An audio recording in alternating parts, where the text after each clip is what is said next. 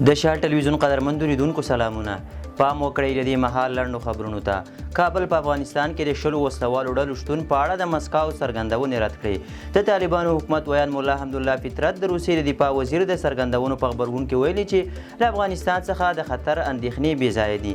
هغه زیاته کړې چې افغانستان کې هیڅ کومه خپلسري ډله شتون نه لري او نه دی له افغانستان څخه څوک د خطر تشویش کوي.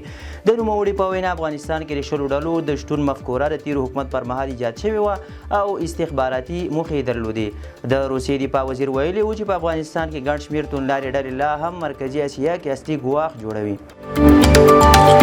د قوشتېپې کانال د دوهم پاس چارې 90 سلنه بشپړې شوي دي. د ملي پراختیا شرکت ویان نبی الله رغندیوال وایي چې د قوشتېپې کانال د دویم پاس کیندنې چارې 90 سلنه او د سربند جوړولو چارې نږدې 80 سلنه پرمخ تللي دي. هغه زیاته کړې چې د قوشتېپې کانال دویم پاس چارې په خورا چټکۍ سره په بېلابېلو برخو کې روانې دي او هڅه کوي چې پاتې چارې هم د 2000 ماشینونو په وسیله چې هر څومره ژر ممکنه وي بشپړې کړي. د نوموړي په خبره د دغه کانال په اوږدو کې د 11 پلونو جوړېدو چارې هم روانې دي څو خلکو ته اسانتیاوې رامنځته او د کانال د کیندنې له امله بیرې شوي سیمې بیرته سره ونښلول شي. د معلوماتو له مخې د دې سترې ملي پروژې په بشپړېدو سره به په بلخ، جوزجان او فاریاب ولایتونو کې 550,000 هکټاره شاړې ځمکې له آمو سیند خړوبې شي. د شهیدانو او معلولینو چارو وزارت وایي چې په ټول هیواد کې یتیمانو، معلولینو او کونډو ته د روان 1404 مالي کال د لومړۍ روبې د نقدي مساعدتونو د ویش لړۍ پیل شوې ده. د یاد وزارت ویان مفتي فیصل خاموش ویلي چې اوس مهال په لغمان او ننګرهار ولایتونو کې د کونډو، یتیمانو او معلولینو کورنیو ته د حمل، ثور او جوزا میاشتو د نقدي مرستو د ویش بهیر پیل شوی دی.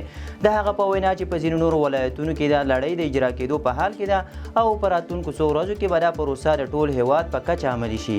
د معلوماتو له مخې په ټول هیواد کې 615,000 یتیمان، معلولین او کونډې ثبت دي چې له جملې 395,000 یتیمان، 191,000 معلولین او 98,000 کونډې دي.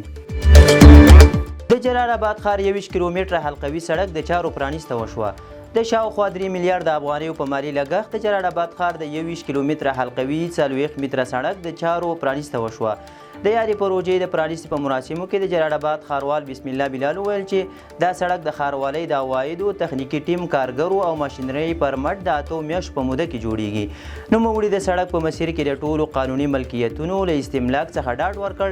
همداراز د وچ تنګي 40 متره سړک د یو معیاري مسلخ او یو شمېر نورو مهمو پروژو له پیلولو څخه هم خبر ورکړ. له معلوماتو له مخې اوس مهال له سرخا پل څخه تر بهسودو پوله پورې د 3.8 کیلومتره په اوږدوالي او 40 متره په پراخوالي د دغه سړک چارې ترسره کیږي چې وروسته به د دویم او دریم پاس چارې هم په خپل وخت ترسره شي. دا سړک بخي او چپ لور ته څلور ترافیکي لینونه، 2 لوی پلونه، ویالې او نور اړوند اسانتیاوې ولري.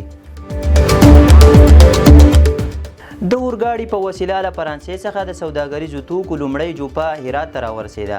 د هرات د والي ویان محمد یوسف سعیدي ویلي چې د لومړي ځل لپاره له فرانسې څخه د سوداګریزو توکو لومړۍ جوپه د اورګاډي له لارې هرات ته ورسېده.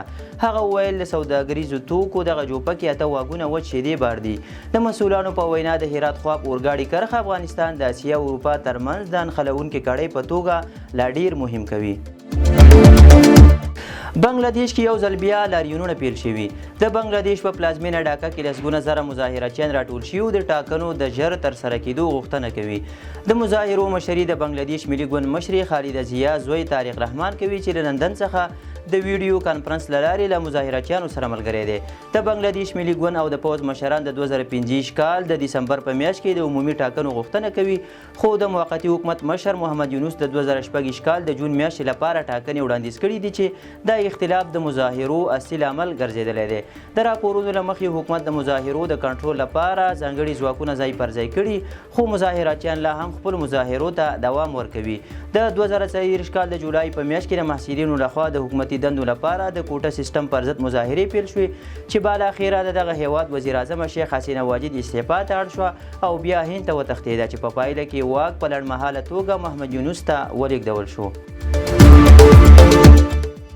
چین د 4 عربي هیوادونو اتباعو ته په امتحاني ډول له ویزې پرته د سفر پالیسي غوره کوي. د چین د بهرنیو چارو وزارت ویان د ماونینګ ویلي چې بیجینګ به په امتحاني ډول د 2015 کال د جون له 9 نیټې څخه د 2014 کال د جون تر 8 نیټې پورې د سعودي عربستان، عمان، کویت او بحرین اتباعو ته له ویزې پرته د سفر پالیسي عملي کړي. دا پالیسي د یادو څلورو هیوادونو پاسپورټ لرونکو ته له ویزې پرته د سوداګرۍ، سیاحت، له خپلوانو یا ملګرو سره د لیدنې او معاملو په فعالیتونو کې د ګډون یا نورو هیوادونو ته د سفر له امله د چین څخه د تیریدو پر مهال په چین کې له 10 ورځو کمې مودې د پاتې کېدو اجازه ورکوي. امریکا د چینایي محصلینو د ویزو لغوه کولو لړۍ پیلوي. د امریکا د بهرنیو چارو وزیر مارکو روبیو اعلان وکړ چې د چینایي محصلینو ویزې به لغوه شي، په ځانګړي ډول د هغو کسانو چې د چین د کمونیست ګوند سره اړیکې لري او یا په حساسو برخو کې زده کړې کوي. د یادې پریکړې له امله د نړیوالو محصلینو په ځانګړي ډول د چینایي محصلینو ترمنځ اندېښنې زیاتې شوي او ډیری د خپلو تحصیلي پلانونو په اړه بیا کتنه کوي. دا پریکړه د ټرمپ ادارې د پراخې ستراتیژۍ یوه برخه ده چې موخه یې د امریکا د ملي امنیت خوندي کول او د چین د نفوذ مخنیوی دی. خو د چین بهرنیو چارو وزارت دا پریکړه سیاسي ځورونه او نژادي تبعیض بللی او ویلي دي چې دا د چینایي محصلینو د بشري حقونو جدي نقض دی. ایلان ماسک د ټرمپ په اداره کې له دندې استعفا ورکړه. د نړۍ شتمن او د ایکس ټولنیزې شبکې مالک ایلان ماسک په خپله ایکس پاڼه لیکلي چې د دولت د ځانګړي کارکوونکي په توګه زما له ټاکل شوې دورې له پای ته رسېدو سره سم غواړم له ولسمشر ټرمپ څخه د دې فرصت له امله مننه وکړم.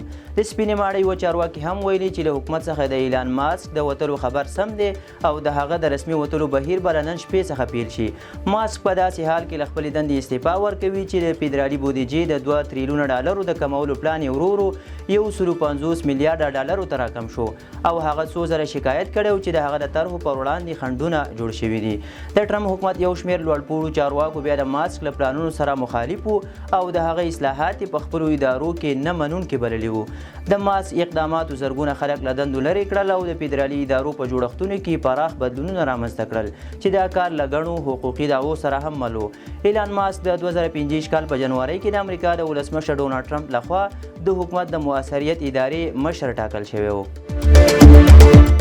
آلمان د کورنۍ د الحاق او تابعیت ورکولو د سختېدو قانون تایید کړ. د آلمان ائتلافي حکومت د چهارشنبې په ورځ د مهاجرت پالیسۍ د سختوالي په هکله لومړنۍ مسودې تصویب کړې چې پکې د ځینو پناه غوښتونکو لپاره د کورنۍ د بیا یوځای کېدو ځنډول او د ګړندي تابعیت لغوه کول شامل دي. د دوی چویله راپور له مخې د قانون دوی هغه مسودې چې د آلمان د کورنیو چارو وزارت لخوا وړاندیز شوي د آلمان د کابینې لخوا تصویب شوي دي. د بخارۍ نړیوال سازمان بیا د آلمان د حکومت پر دغې طرحې انتقاد کړی دی او ویلي دي چې د آلمان حکومت غواړي د هغو کورنیو حقونه راکم کړي چې د بې ځایه کېدو او تعقیب له امله یو له بل څخه بیل شوي دي. د شال ټلویزیون قدرمندو لیدونکو او د دې مهال لنډ او مهم خبرونه تر بیا ښه وخت.